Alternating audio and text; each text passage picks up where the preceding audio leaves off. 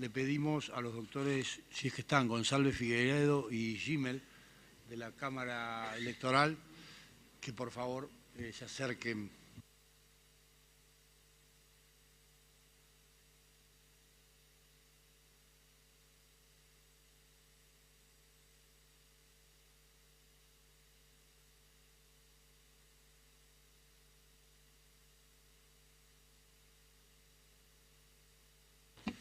Los doctores son secretarios de la Cámara Nacional Electoral. Por supuesto, eso los hace expertos en los temas electorales y también nos van a dar su opinión. Les pedimos que en la medida de lo posible se ciñan a los 10 minutos de los que disponemos. Gracias.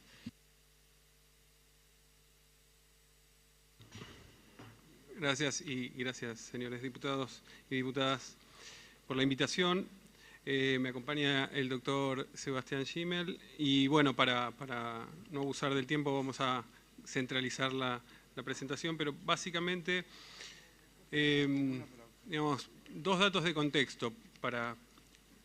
enmarcar la perspectiva de esta intervención. Por una parte, la Cámara Nacional Electoral viene señalando hace varios años la necesidad de que se introduzcan reformas al régimen vigente, el régimen que rige los procesos electorales, para fortalecer la transparencia, consolidar la integridad de las elecciones. Tanto es así que el año pasado, en el proceso electoral 2015, se dirigió formalmente al Congreso a través de una acordada pidiendo que se revisaran todas las áreas que entendía como perfectibles de nuestro régimen legal. Una, principalmente, la más reiterada, la advertencia, digamos, si se quiere, más reiterada durante casi una década, tiene que ver con el instrumento de emisión del sufragio. Desde el año 2007, el tribunal viene advirtiendo que el sistema de boletas partidarias se hizo cada vez más complejo, más difícil de gestionar y que genera incluso posibilidades de confusión para el elector. Expresamente eso fue un objeto de consideración en esta acordada, que es la número 100 del año pasado. Así que en este punto es muy claro y conocido, creo, la posición del tribunal en relación a esta necesidad de revisar el sistema de votación.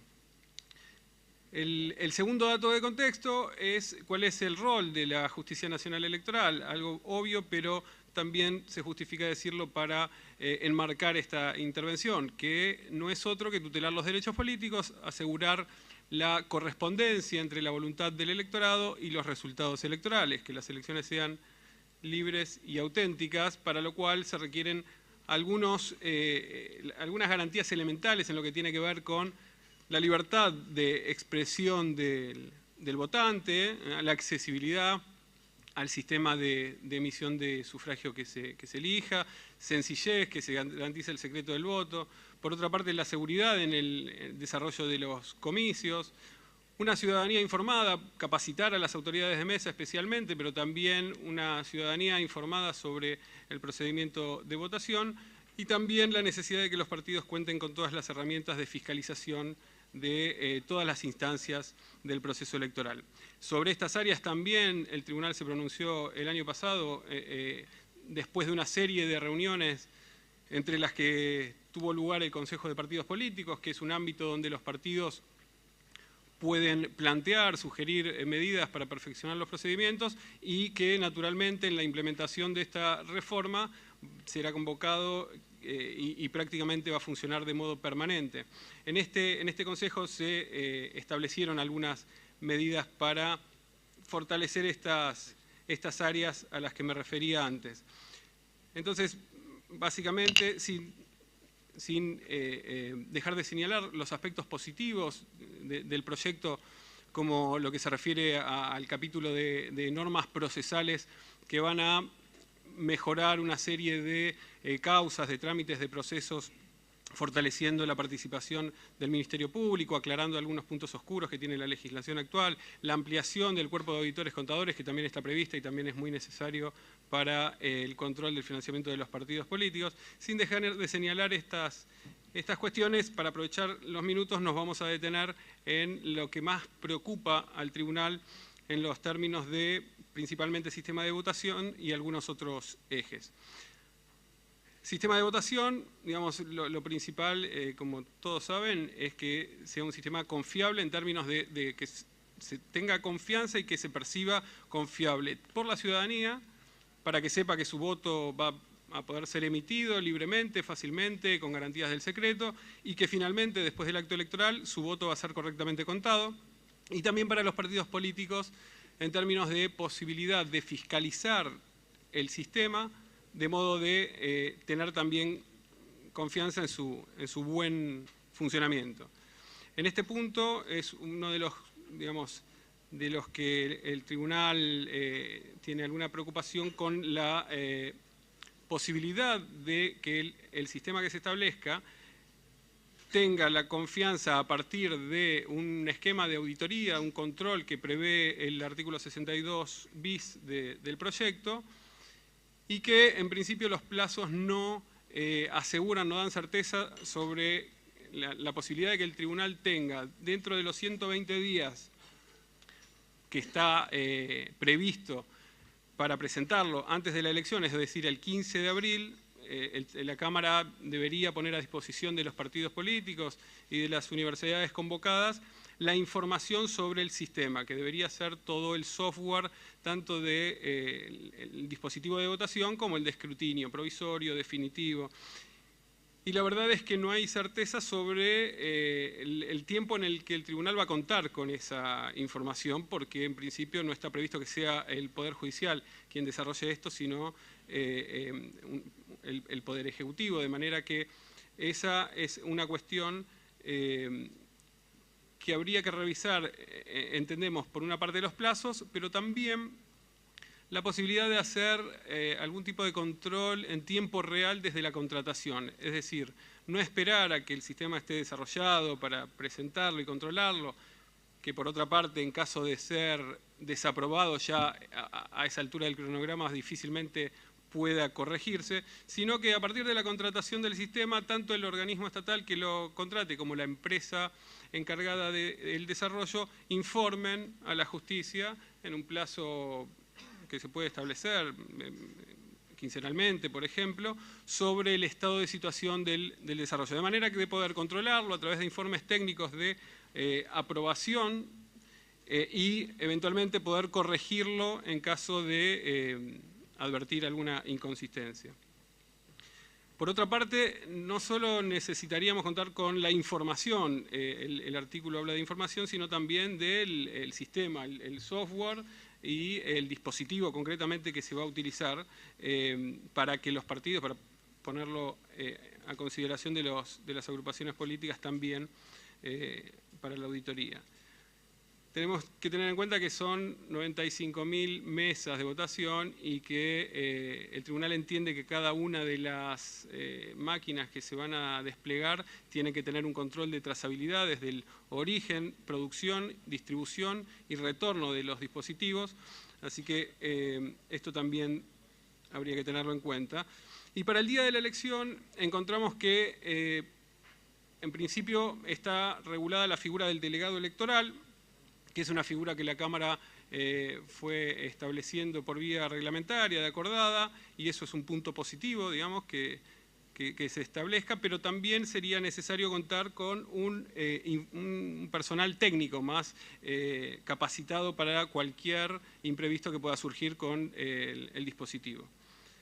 Finalmente, en cuanto al sistema de votación, tampoco está muy claro qué pasa si, llegada a la instancia de aprobación, el tribunal estima que no cumple el software con los requisitos. ¿Cuál sería el plan B, digamos? ¿Cuál es el sistema que se usaría en la elección?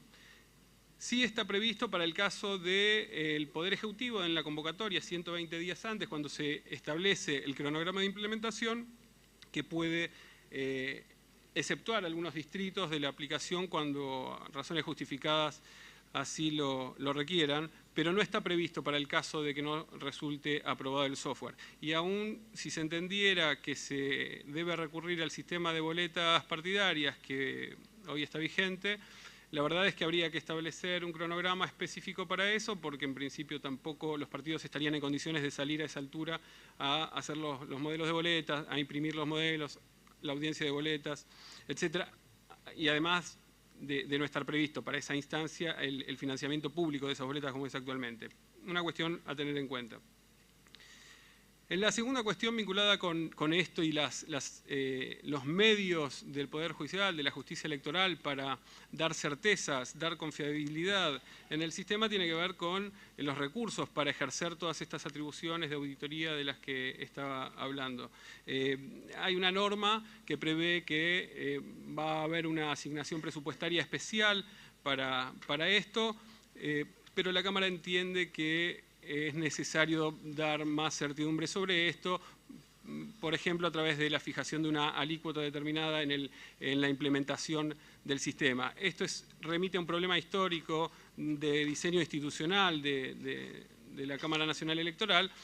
que como ustedes saben no tiene un presupuesto propio. En la ley de autarquía del Poder Judicial no se prevén una partida para la organización de los procesos electorales, pero en esta cuestión se agrava por esta necesidad de desempeñar en un tiempo, digamos, rápido y con eficiencia toda esta nueva labor de auditoría del sistema. Adicionalmente, vinculado con el presupuesto, también sería necesario contemplar la facultad de ejecución de la Cámara también para evitar la burocratización y con algún control, por supuesto, pero para agilizar la ejecución de esas auditorías. Otro eje de la reforma, sí, gracias. Otro eje de la reforma que la Cámara entiende que sería oportuno revisar es el escrutinio provisorio. Con el esquema actual, el escrutinio provisorio lo lleva adelante la Dirección Nacional Electoral, cuestión que fue más de una vez, digamos, mereció alguna objeción de diferentes sectores e incluso de la Cámara Electoral, pero en todo caso podría justificarse por el hecho de que hay un doble circuito de información, hay una operatoria para el escrutinio provisorio específica, que acá en el nuevo esquema en principio desaparece, porque el circuito de la información es el mismo para el provisorio, sería el primer eslabón del escrutinio definitivo, de manera que no se entiende por qué la difusión de los resultados están a cargo del Ministerio del Interior. Finalmente, también en cuestiones de diseño institucional, algunas otras funciones que la Cámara entiende que deberían ser atribución del Poder Judicial, como lo que se refiere al diseño de la geografía electoral, a la distribución de los fondos públicos para campaña, de los partidos políticos y los espacios de radio y televisión. Y un punto que está previsto, que yo mencioné al principio, que es un aspecto positivo, que es la ampliación del cuerpo de auditores contadores, pero que sería necesario reforzarlo con la creación de los cargos en la ley, porque difícilmente puede hacerse efectiva el nombramiento de los nuevos auditores si no está prevista la creación de los cargos. Finalmente, y ahora sí, perdón, la capacitación e información a la ciudadanía. En principio el proyecto no contempla, entre los fundamentos del proyecto se refiere a esta necesidad, pero en las normas no está proyectada cómo se va a divulgar el nuevo sistema para toda la ciudadanía y las herramientas de capacitación para las autoridades de mesa. Disculpen por el exceso. No hay problema. Muchas gracias, doctores, y transmítanle el agradecimiento a los jueces de la Cámara Electoral.